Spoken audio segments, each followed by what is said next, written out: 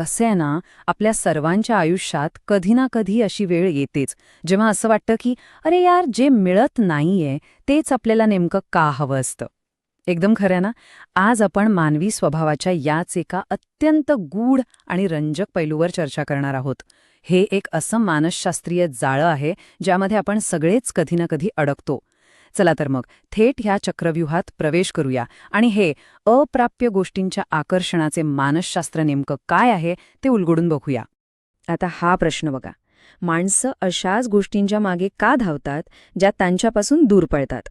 हा एक असा विरोधाभास आहे जो आपल्या सर्वांच्याच परिचयाचा आहे. एखादी व्यक्ती असू दे, वस्तू असू दे किंवा एखादी संधी, ती अचानक तेव्हाच जास्त भारी आणि आकर्षक वाटू लागते जेव्हा ती आपल्या आवाक्याबाहेर जाते. साधं उदाहरण घ्या.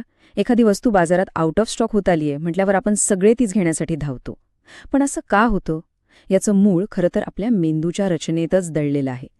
यामागचं सर्वात मुख्य कारण म्हणजे आपला मेंदू ना अशा गोष्टींना जास्त महत्त्व देतो ज्या गमावण्याची त्याला भीती वाटते.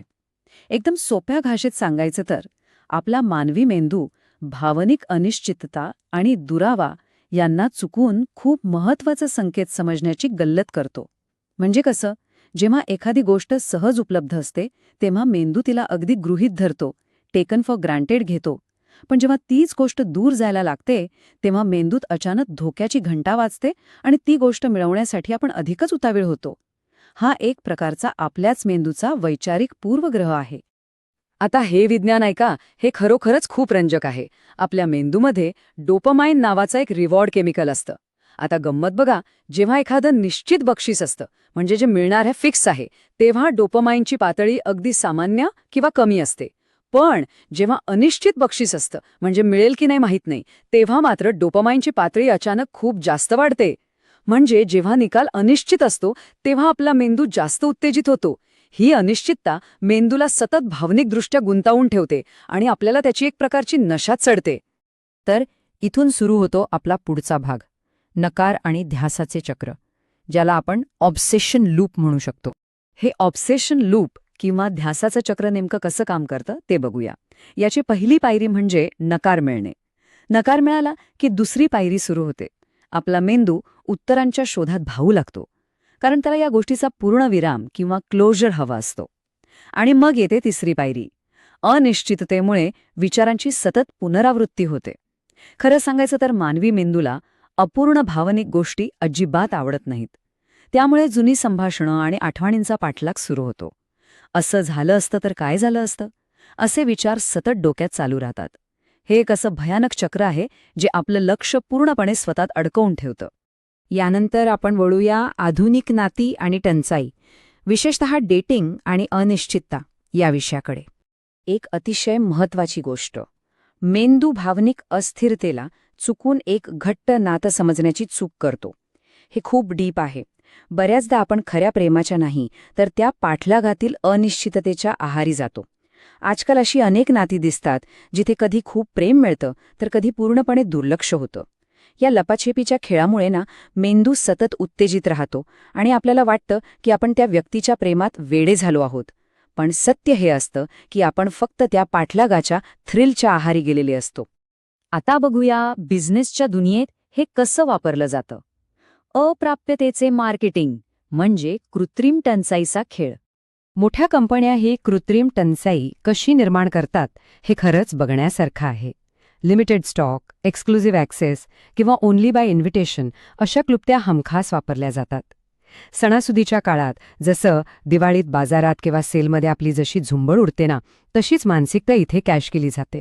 मोठ्या ब्रँड्सकडे वस्तूंची अजिबात कमतरता नसते, पण मुद्दाम टंचाई निर्माण केली जाते, कारण दुर्मिळतेमुळे भावनिक ओढ निर्माण होते. एखादी गोष्ट आता मिळणार नाही ही भीती ग्राहकांच्या मनात फिअर ऑफ मिसिंग आउट म्हणजेच फोमो निर्माण करते आणि ती खरेदी करण्याची तीव्र इच्छा जागी होते. सोशल मीडियाने तर हा परिणाम प्रचंड प्रमाणात वाढवला आहे. विचार करा, एका उशिरा आलेल्या रिप्लायमुळे अनिश्चितता किती वाढते आणि आपलं मन तिथेच अडकून पडतं. आजकाल इन्फ्लुएन्सर्स मुद्दाम स्वतःला अवेलेबल दाखवत नाहीत, कारण जे सहज मिळत नाही त्यालाच जास्त किंमत दिली जाते असा समज आहे. अगदी आपल्या रोजच्या संभाषणातही तो उशिरा आलेला रिप्लाय आपलं पूर्ण लक्ष वेधून घेतो.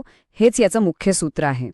ह्या अनिश्चिततेमध्ये एक प्रकारची अशी ताकद असते जी आपलं लक्ष वेधूनच घेते. आता आपण आलोय सर्वात महत्वाच्या टप्प्यावर, भ्रम आणि वास्तव. खरं मूल्य नेमका कशात आहे? हे बघा, एकीकडे असते निश्चितता, जी आपल्याला शांतता आणि समाधान देते, तर दुसरीकडे असते अनिश्चितता, जी भावनिकदृष्ट्या खूप जास्त इंटेन्स किंवा तीव्र असते. दुर्दैवाने आपला आजचा आधुनिक समाज या तीव्रतेलाच चुकून महत्त्व समजून बसतो. जिथे जास्त भावनिक गुंतागुंत आहे तिथेच खरं यश किंवा प्रेम आहे असा आपला समज होतो. पण वास्तवात जे शांत आणि निश्चित असतं तेच दीर्घकाळ टिकणारं असतं. जो सहज मिळत नाही तोच उत्कृष्ट असावा, या भ्रमात अडकणं आपण नक्कीच टाळलं पाहिजे.